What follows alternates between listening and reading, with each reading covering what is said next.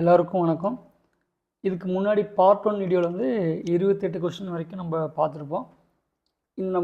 இந்த 2 வீடியோவில் என்ன முடிக்க போகிறோம்னு பார்த்தீங்கன்னா, இந்தியன் கான்ஸ்டியூஷனோட பேசிக் கொஸ்டின்ஸும் ப்ரியாம்பிளோட கொஸ்டின்ஸும் பார்க்க போகிறோம்.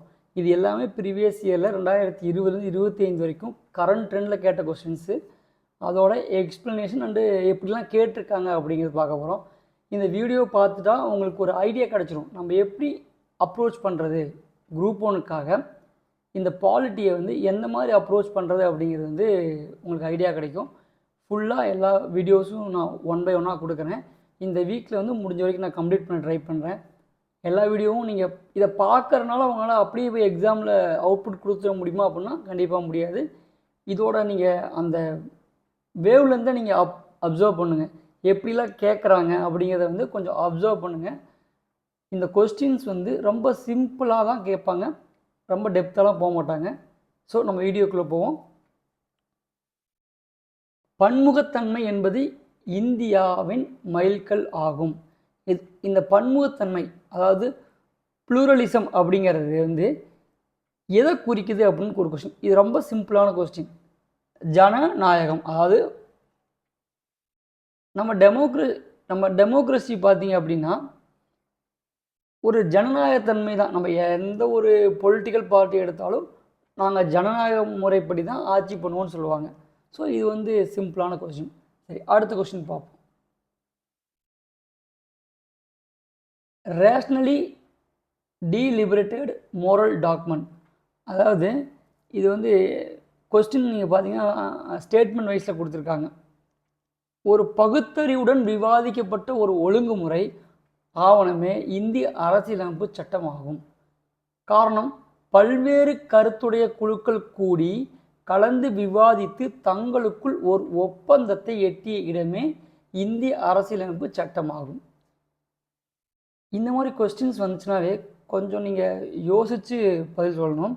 ஏன்னா கூற்றும் காரணமும் கரெக்டாக இருக்கும், ஆனால் அதை வந்து ஏன்னா ஏன்னில் அப்படின்னு ஒத்து போதான்னு பார்க்கணும். இதில் ஒத்து போகுது. ஏன்னா அரசியலமைப்பு சட்டம் வந்து ஒரு பகுத்தறிவோடு விவாதிக்கப்பட்ட ஒரு ஒழுங்குமுறை மரல் ஆவணம்னு சொல்கிறாங்க. ஏன்னு பார்த்தீங்க அப்படின்னா எல்லோரும் சேர்ந்து கலந்து விவாதித்து ஒரு அரசியலமைப்பு ஒப்பந்தத்தை உருவாக்குனாங்க. ஓகே, அந்த கான்செப்ட் கரெக்டாக வருதா? அதனால நமக்கு இந்த இடத்துல பார்த்தீங்க அப்படின்னா உங்களுக்கு மேட்ச் ஆகுது. அப்போ போத் ஆர் கரெக்ட். சரிங்களா? அடுத்த கொஸ்டின் பார்ப்போம். இந்த மாதிரி சிம்பிளாக டைரெக்டாகவும் சில விஷயங்கள் கேட்பாங்க, ரொம்ப யோசிக்க வைக்காமல். இவ்வளோதான். நம்ம பாலிட்டி அப்படிங்கிறது ரொம்ப இன்ட்ரெஸ்டிங்கான ஒரு டாபிக். இதை விவாதித்து படிக்கும்போது நமக்கு இன்னும் ஒரு ஈஸியாக இருக்கும். அரசியல் சாசனம், அடுத்த கொஸ்டின் பாருங்கள், 31வது கொஸ்டின். அரசியல் சாசன நிர்ணய சபை மாநில சட்டமன்றத்தின் உறுப்பினர்கள் மறைமுகமாக தேர்ந்தெடுக்கிறார்கள். மாநில சட்டமன்றத்தின் ஒவ்வொரு சமுதாயமும் தன் உறுப்பினர்களை ஒற்றை மாற்றத்தக்க விகிதாச்சார வாக்குமுறையில் தேர்வு செய்கிறார்கள். இதில் என்ன சொல்கிறாங்க, அரசியல் சாசன நிர்ணய சபையை வந்து ஆமாம் ஏ கரெக்டு. அதே மாதிரி மாநில சட்டமன்றத்தின் ஒவ்வொரு சமுதாயமும் தன் உறுப்பினர் ஒற்றை. இது பார்த்தீங்க அப்படின்னா அந்த அசம்பிளி ஆரம்பிச்சப்போ கொடுத்தது இது கேட்குறாங்க. கரெக்ட், ரெண்டுமே வந்து இன்டெரக்டாக தான் இது பண்ணாங்க. மாற்று விகிதாச்சாரம், அதாவது டிரான்ஸ்ஃபர். இப்போதைக்கு பிரசிடென்ட் தேர்ந்தெடுக்கிற முறை வந்து அந்த டைமில் இந்த கேபினெட் மிஷன் ரெடி பண்ணும்போது பண்ணாங்க. கரெக்ட் தான், போத் ஆர் கரெக்ட் தான்.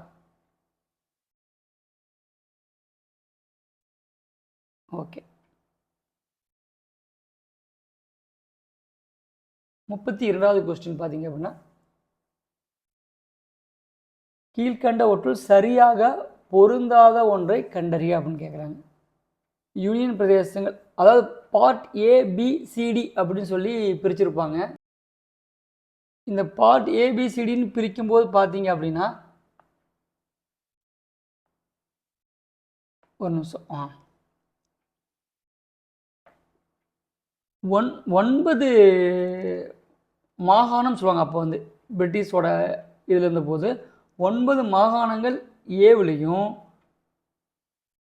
9 இன்னொரு மாகாணங்கள் பிலையும் 10 மாகாணங்கள் பகுதி, அதாவது சின்னு சொல்லுவாங்க, ஈன்னு சொல்லுவாங்க, அதுலேயும் டியில் ஒரே ஒரு மாகாணம் இருந்திருக்கும். ஓகேவா? இது நம்ம எங்கே ப்ரீவியஸ் இயர் கொஸ்டின் அதிகமாக கேட்பாங்கன்னா நமக்கு இது தெரிஞ்சிருக்கான்னு பார்ப்பாங்க. அப்போ டி மாகாணம் அப்படின்னா அந்தமான் நிகோபார் தீவுகள். அந்தமான் நிகோபார் தீவுகள் அப்படிங்கிறது வந்து பகுதி டியில் இருந்துச்சு. இது நல்லா ஞாபகம் வச்சுக்கோங்க, கண்டிப்பாக கேட்பாங்க. இதுக்கப்புறம் பார்த்தீங்க அப்படின்னா ஏவில் பார்த்தீங்கன்னா அசாம், பீகார், பாம்பை, மத்திய பிரதேசம், மெட்ராஸு, ஒரிசா, பஞ்சாப், அப்புறம் ஐக்கிய மாகாணம் இப்போ இருக்கிற யூபி, அதாவது யூபி ஏரியா சொல்லுவாங்க, மேற்கு வங்காளம், இதெல்லாம் பகுதி ஆ ஏன்னு சொல்கிறதுலையும்.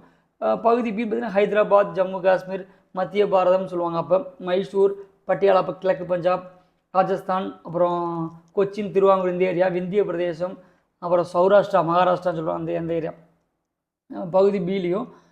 அப்புறம் அஜ்மீர், கூர்க், டெல்லி, ஹிமாச்சல், கட்ச், மணிப்பூர், திரிபுரா, அப்புறம் பிலாஸ்பூர், இதெல்லாம் வந்து பகுதியில். இது நமக்கு அவ்வளோக்கா நமக்கு வந்து சும்மா ஜஸ்ட் ஞாபகம் வச்சு பார்த்துக்க இந்த மூணையும். ஆனால் வந்து பகுதி டியில் இருந்தது அந்தமான் நிகோபார் தீவு. இது வந்து ரொம்ப ரொம்ப இம்பார்ட்டன்ட் பகுதி. அதாவது பார்ட் 7 அப்படிங்கிறது வந்து நம்ம பாலிட்டிலேருந்து ரிமூவ் பண்ணியிருப்பாங்க. ஓகேவா? அதை நம்ம தெரிஞ்சு வச்சுக்கணும். சரி, ஓகே. இந்த கொஸ்டினில் என்ன சொல்லியிருக்காங்கன்னு பார்ப்போமா? பகுதி 1 யூனியன் பிரதேசங்கள், ஒன்றிய மற்றும் அதன் எல்லைகள். பகுதி 2 அடிப்படை கடமைகள். பகுதி 4 வழிகாட்டும் நெறிமுறைகள். பகுதி 4 மாநில அரசாங்கம். ஆனால் இங்கே பார்த்தீங்க அப்படின்னா அடிப்படை கடமைகள் நமக்கு, அதாவது ஃபஸ்ட் செகண்டில் வந்து நமக்கு வந்து ஃபண்டமெண்டல் டியூட்டிஸ் தான் வரும்.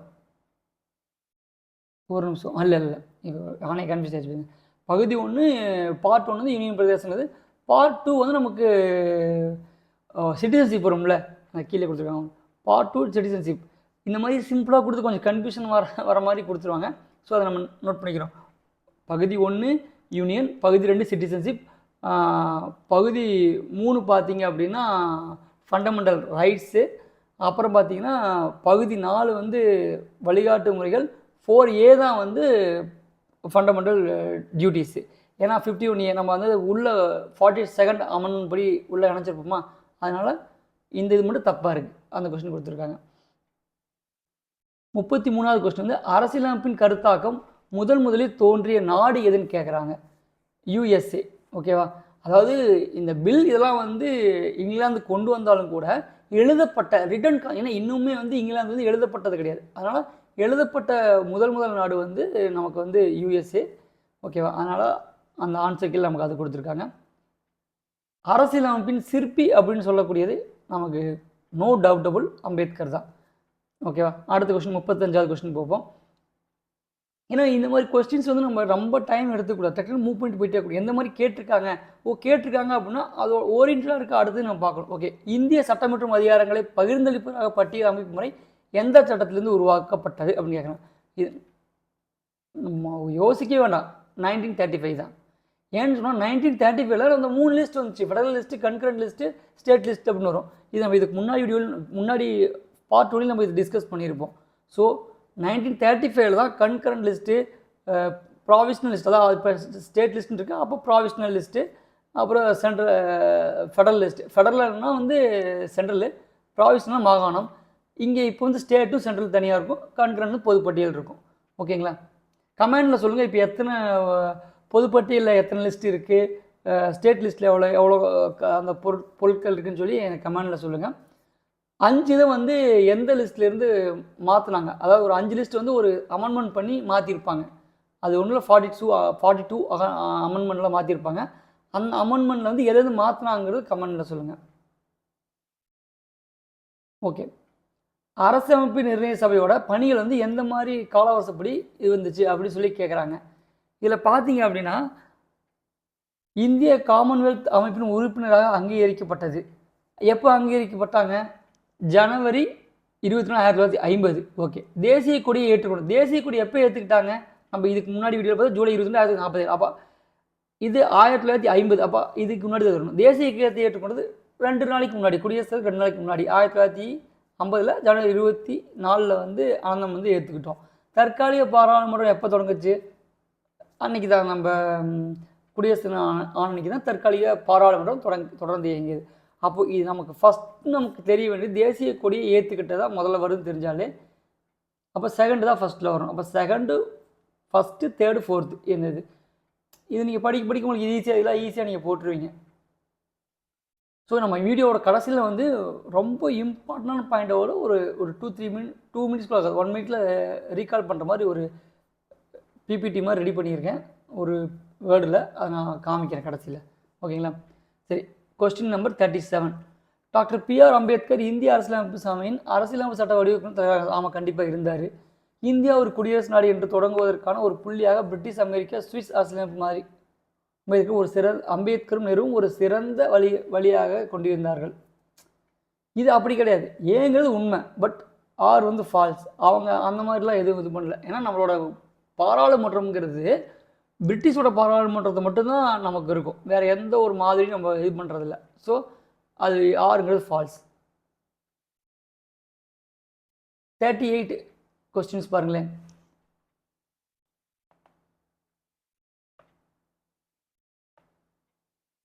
இதை நம்ம பார்க்கணும் அப்படின்னாவே நமக்கு ரொம்ப தெரிஞ்சதை வச்சே பார்த்துக்கலாம்.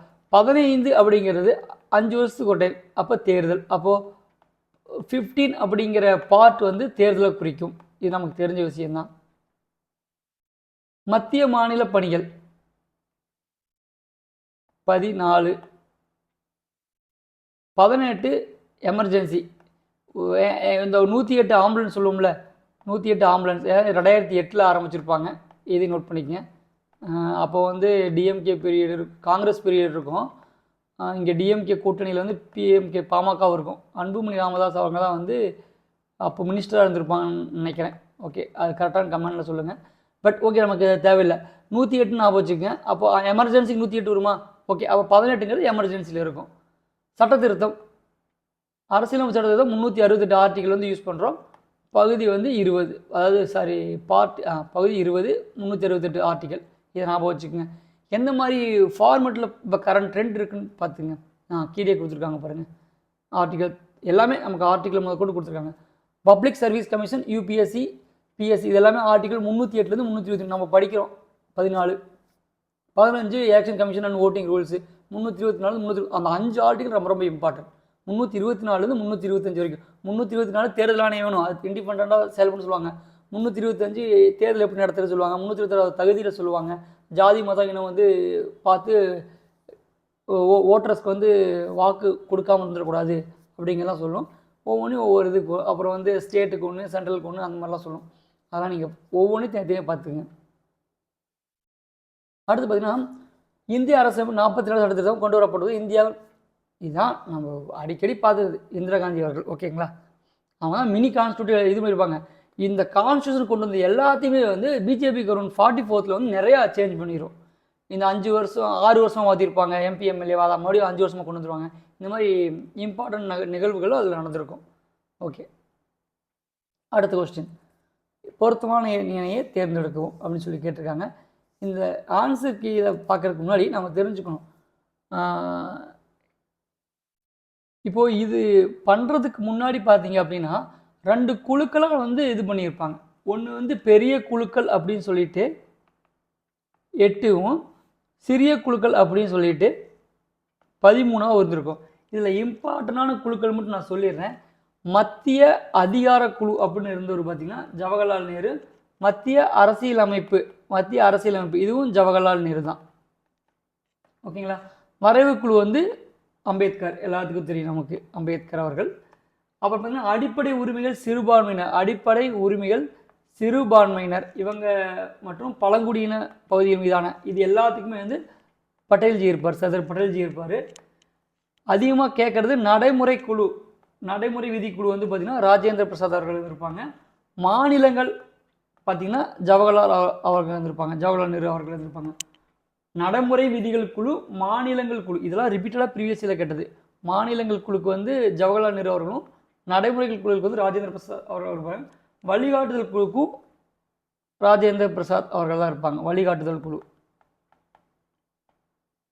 ராஜேந்திர பிரசாத். இந்த பெரிய குழுக்கள் அப்படின்னு சொன்ன 8 பார்த்தீங்க அப்படின்னா அதுக்குள்ளே துணைக்குழுக்கள்ட்டு நிறைய பேர் ஒர்க் பண்ணியிருப்பாங்க. எக்ஸாம்பிள் பார்த்தீங்கன்னா அடிப்படை உரிமைகள் மீதான இது வந்து கிருபாலினி அவர்கள் இது பண்ணியிருப்பாங்க. ஸோ அதெல்லாம் நமக்கு தேவையில்லை. ஓகேங்களா? இன்னொன்று, நீங்கள் இந்த சிறிய குழுக்கள் வந்து செலக்டிவாக படிச்சுக்கங்க. அவைக்குழு அப்படின்னு ஒருத்தர் வந்து சீதாராமையா இருந்திருப்பாங்க. அப்புறம் வந்து பார்த்திங்கன்னா மொழிவாரி மாநிலங்கள் பிரிக்கிறதுக்கு வந்து பார்த்திங்கன்னா எஸ்கே தார் கமிட்டின்னு சொல்லுவாங்க. எஸ்கே தார் அவர்கள் இருந்திருப்பாங்க. அப்புறம் வந்து செய்தியாளர்களுக்கு பார்த்திங்கன்னா உஜன் சென் அப்படிங்கிறவங்க இருந்திருப்பாங்க. நிதி மற்றும் அலுவலர் குழுன்னு சொல்லி ராஜேந்திர பிரசாத் அவர்கள் இருந்திருப்பாங்க. தரநிலை குழுன்னு சொல்லிட்டு அல்லாடி கிருஷ்ணசாமி அவர்கள் இருந்திருப்பாங்க. இதெல்லாம் ஜஸ்ட்டு ரீட் பண்ணி வச்சுங்க. தேசிய கொடிக்கு பார்த்திங்கன்னா தேசிய கொடிகளுக்கு ராஜேந்திர பிரசாத் அவர்கள் தான் இருந்திருப்பாங்க. ஸோ இந்த மாதிரி இம்பார்ட்டன்ட் மட்டும் பார்த்துக்குங்க. பட் இந்த 8 குழு ரொம்ப இம்பார்ட்டன்ட். இதற்கு இப்போ பார்த்துங்களா, நடைமுறை விதிகள் குழுக்கு வந்து ராஜேந்திர பிரசாத் அவர்கள் இருக்காங்க. வழிகாட்டுதலுக்கு ராஜேந்திர பிரசாத் அவர்கள். அப்போது நடைமுறை விதிகள் குழு ராஜேந்திர பிரசாத் அவர்கள். ஒன்றிய அரசமைப்பு குழு இப்போ தான் சொன்னோம், ஒன்றியம் அந்த மாநிலம் நேரு அவர்கள் இருப்பாங்க. அடிப்படை உரிமைகள் குழு வல்லபாய் பட்டேல் அவர்கள் கரெக்டு. மாநிலங்களவை இது நேரு அவர்கள். பார்த்தீங்களா, HMC முகர்ஜி கொடுத்துருக்காங்க. பட் நேரு தான் வந்து இருப்பாங்க அதில் வந்து. ஓகேங்களா? இப்போ இந்த மாதிரி நம்ம பார்க்கும்போது நமக்கு எதெல்லாம் நமக்கு இம்பார்ட்டண்டாக படிக்கணும் நமக்கு தெரிய ஆரம்பிச்சு. பார்த்தீங்களா, அரசியலமைப்பு உலகிலே மிக நீளமான அரசியலமைப்பு ஆகும். கண்டிப்பாக நம்ம அரசியலமைப்பு தான் உலகில் நீளமான இருக்கும். எழுதும்போது பார்த்தீங்கன்னா 22 பாகங்களும் 395 சட்ட உறுப்புகளையும் கொண்டு இருந்தது. கரெக்டு. ஓகேங்களா, 395 ஆர்டிகல் இருந்திருக்கும், 22 பார்ட் வந்து 8 ஷெடியூல் இருந்திருக்கும். ஓகேங்களா? என்ன நம்ம பார்ட் வந்து கொண்டு வரப்போ 22, ஷெடியூல் வந்து கொண்டு வரப்போ 8. இப்போ பார்த்தீங்க அப்படின்னா 25 இருக்கும், இது வந்து 12 இருக்கும். ஓகேங்களா? இது நான் ஒரு தனி வீடியோவில் வந்து ஷார்ட்கட்ஸ் இதெல்லாம் எப்படி பார்க்கலான்னு நான் வீடியோவை கொடுக்குறேன். பட் இந்த மாதிரி விஷயங்கள் தான் நம்ம பார்க்க வேண்டியதாக இருக்குது. என்னன்னு சொல்கிறோம் அப்படின்னா, நம்ம எல்லாத்தையும் படிக்கிற டைமை வந்து குறைக்கணும். எது எது முக்கியமோ அந்த மாதிரி நமக்கு இந்த கொஸ்டின்ஸ் இவ்வளோ தான், ஒரு 30-40 பாயிண்ட்டுக்குள்ளே தான் கொஸ்டின்ஸ் ரிப்பீட்டடாக கேட்குறாங்க. ஓகேங்களா? அடுத்து பிராம்பிள், முகப்புரைன்னு சொல்லுவாங்க. இது பார்த்தீங்க அப்படின்னா நம்ம ஒரு வீடியோவாகவே கொடுத்துருக்கோம். நம்ம பிளேலிஸ்ட்டில் இருக்குது, பால்ட்டியில் இருக்குது. அதை போய் ஒரு டைம் பார்த்துட்டு வாங்க. ரொம்ப ஈஸியாக தான் இருக்கும். இதுலேயும் ஒரு 5-6 பாயிண்ட் தான் நம்ம திருப்பி படிக்க வேண்டியதாக இருக்கும். சரி, கொஸ்டின்குள்ளே போயிடலாம். எந்த அரசியலமைப்பு சட்டத்திட்டத்தில் சமதர்ம மதச்சார்பின்மை முகப்புரையில் சேர்க்கப்பட்டது? 42வது அரசியலமைப்பு சட்டத்திருத்தம். இந்த 42வது அரசியலமைப்பு சட்டத்திருத்தத்தில் தான் வந்து சோசியலிஸ்ட், செக்குலர், இன்டெகிரிட்டி அப்படின்னு 3 வார்த்தையை சேர்த்துருப்பாங்க. இது வந்து நமக்கு ரிப்பீட்டடாக கேட்குற கொஸ்டின்ஸ். இது எல்லாத்துக்கும் தெரிஞ்ச ஒரு இதுதான். நம்ம அடுத்த கொஸ்டினுக்கு கடந்து போகலாம்.